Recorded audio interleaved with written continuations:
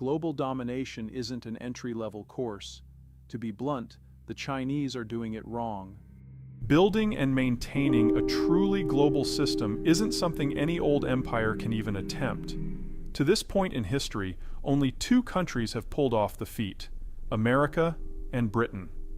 Most casual and even professional observers of international affairs fear a third is on the rise: China. China's economy grew from the seventh largest economy in the world in 1996 to the second in just 15 years. If trajectories hold, China is set to overtake the United States in economic size around 2030. Add together expansive investment in infrastructure, low wages, and rapid gains in productivity, and it is only a slight exaggeration to say that all supply chains lead to China. China has over 100 metro regions with over 1 million people, which form a regional supply network that has fueled global growth for more than 2 decades. In addition to making China by far the world's #1 exporter, Made in China 2025 is meant to put the already unnatural economic growth on steroids. Made in China 2025 intends to bring China into direct competition with the Americans' growth engines of the past few decades: high technology and advanced engineering. China's naval expansion has increased the number of active duty vessels above 300, as America's self-imposed spending diet has reduced its fleet below that level. The Chinese military now fields a ballistic missile it calls the Guam Killer, capable of striking the Americans' primary Western Pacific base.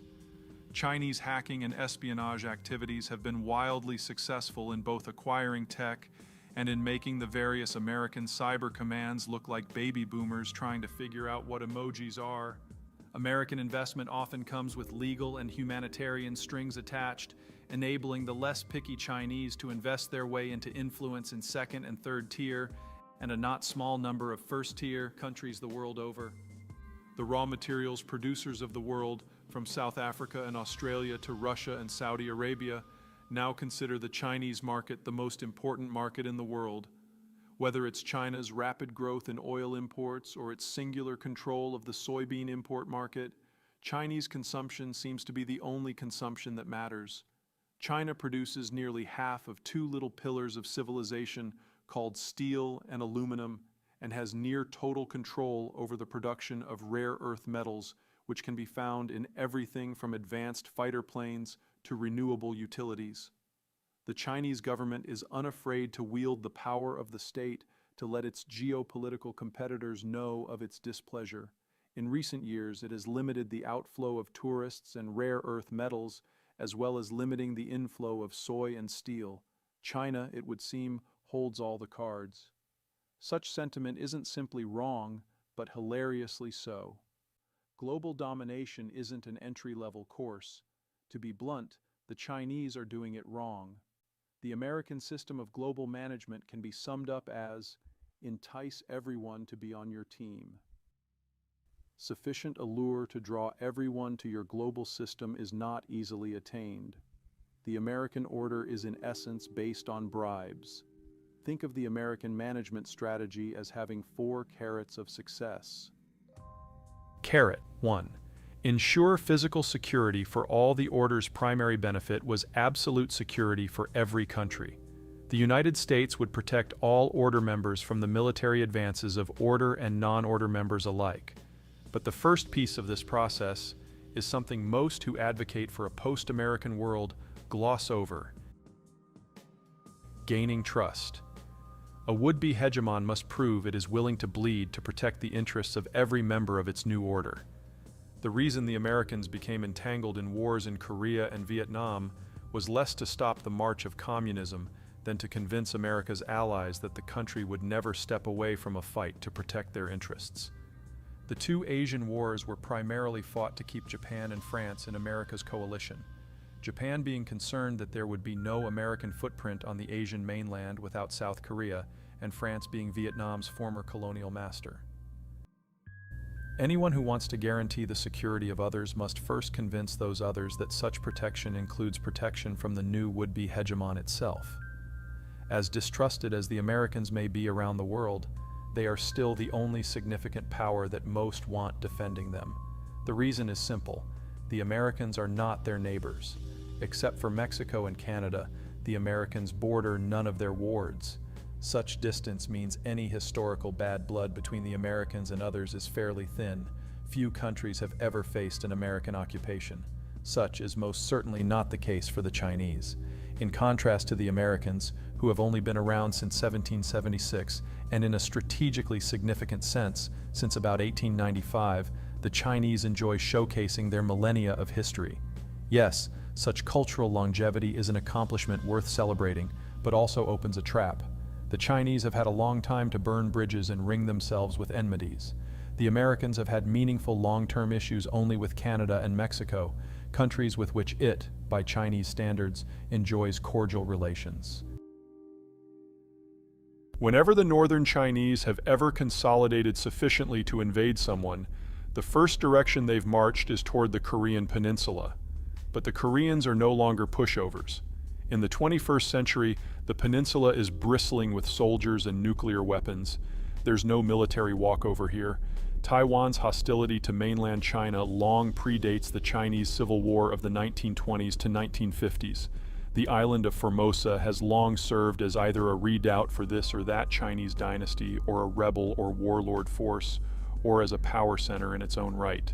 Today, it is both.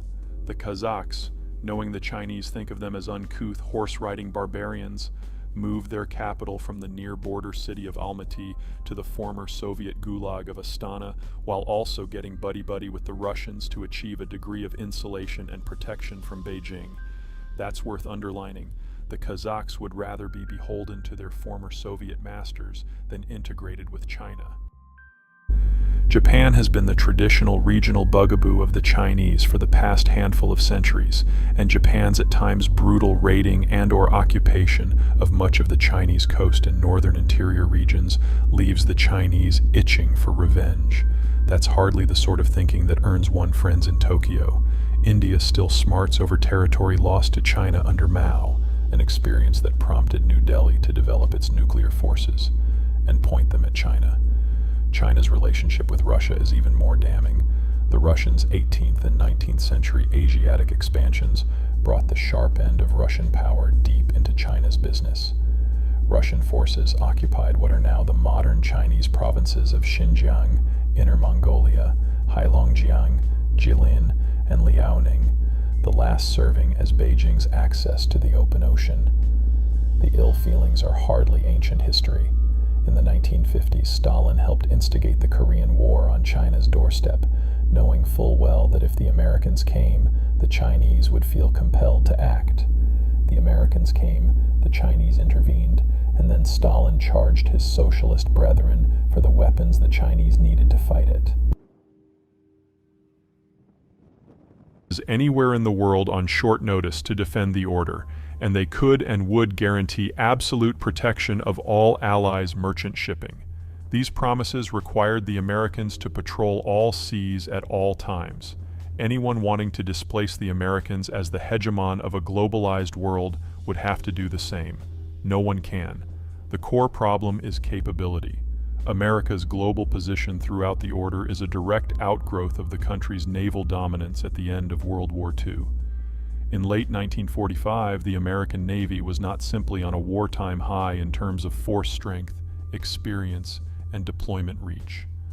The world's other navies were pretty much gone. The next largest non-American carriers aren't even really operational. Russia's Kuznetsov appears to like catching on fire. The UK's Queen Elizabeth hasn't yet exited sea trials.